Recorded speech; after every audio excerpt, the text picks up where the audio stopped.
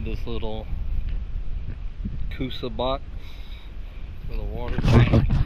We got these little pieces, so we wedged this thing in here.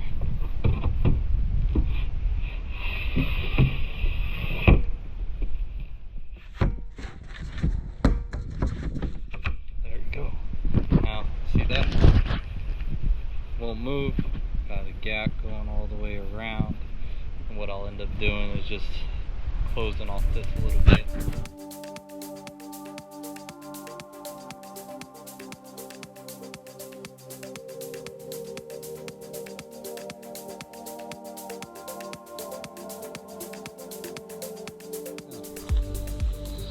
Water tank is officially ready to be installed underneath the deck. Pretty cool. Made this little box out of Kusa. So there was a gap in between.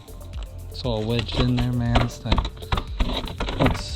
not going nowhere. This will be our water line rigging tube. So if you ever have to replace the water line, which honestly you shouldn't have to, it is going to go right here and all the way straight back to the bilge. Here's our water tank. Got the 20-gallon water tank encased in a Kusa box so it could expand, and when I pour the foam in here it won't bother the tank. Got all the hoses hooked up already besides the outlet hose. Got to run and get some hose for that. Under here you can't see it, but we got the dual drains going for the hatches up in the front. Instead of running it off a single drain, I got two of them, so less likely to get clogged. And yeah, those are running straight to the back as well. Two rigging tubes here coming out for where the gas tank will eventually be, for your fuel lines to go through for each engine. What else? That's pretty much it as of now.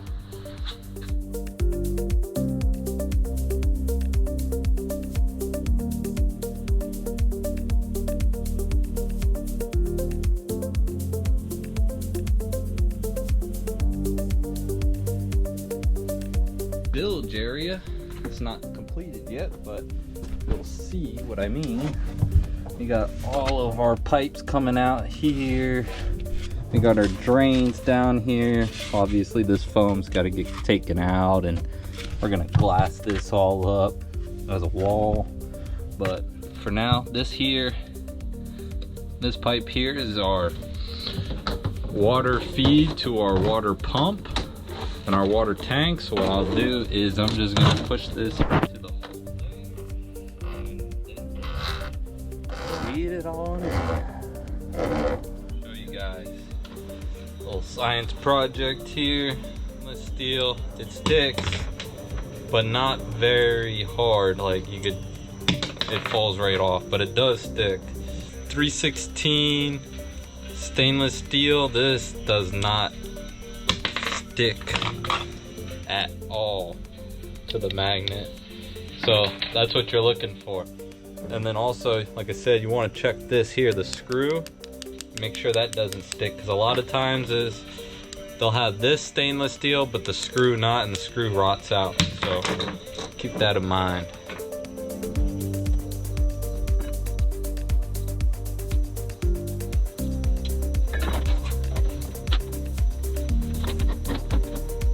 Alright, so we got the water line hooked up to the water tank.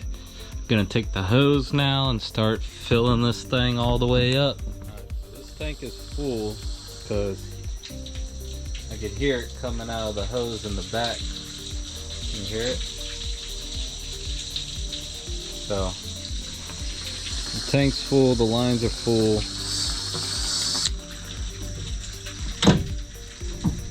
And we are not leaking.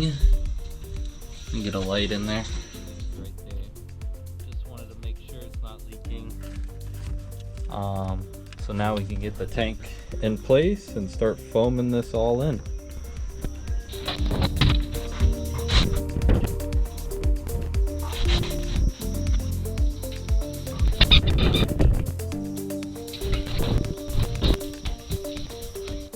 I ended up pushing it at about 10 to 12 inches forward to its original placement, just so we could have a little bit more weight towards the front of the boat, since there's going to be a bracket and twin outboards. Trying to get as much weight forward as possible and less in the back. So that's the reason why I pushed it about a foot forward. Yeah, it's looking good. I'm gonna get some expanded polyurethane pour foam mixed up and drop her on in.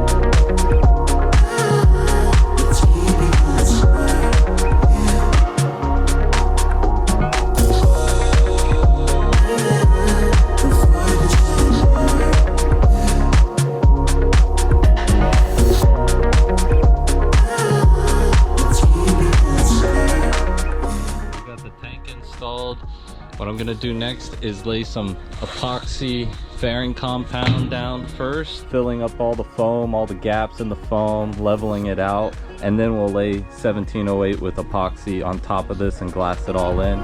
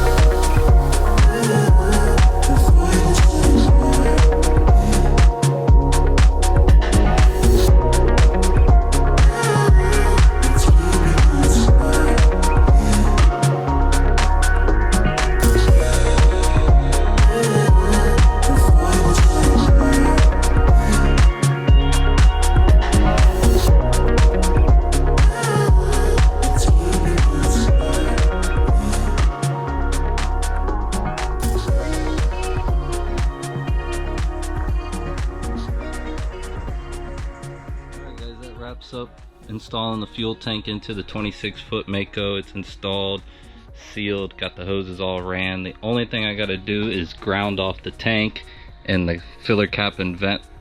So once I do that, this will basically be done, but I could do that when I put the floor back in. We got the live well here, still not installed yet because I wanted to lay some more glass into the bilge area. As you can see, there's more glass, and I started fairing it out because once the live well is in here, it's going to be hard to access all this. So went ahead and got ahead on the game, walled off this so it's all sealed, and then faired out the back here so if water was to ever get in here, it could just drain right out where the fuel lines go through. So yeah, looking good.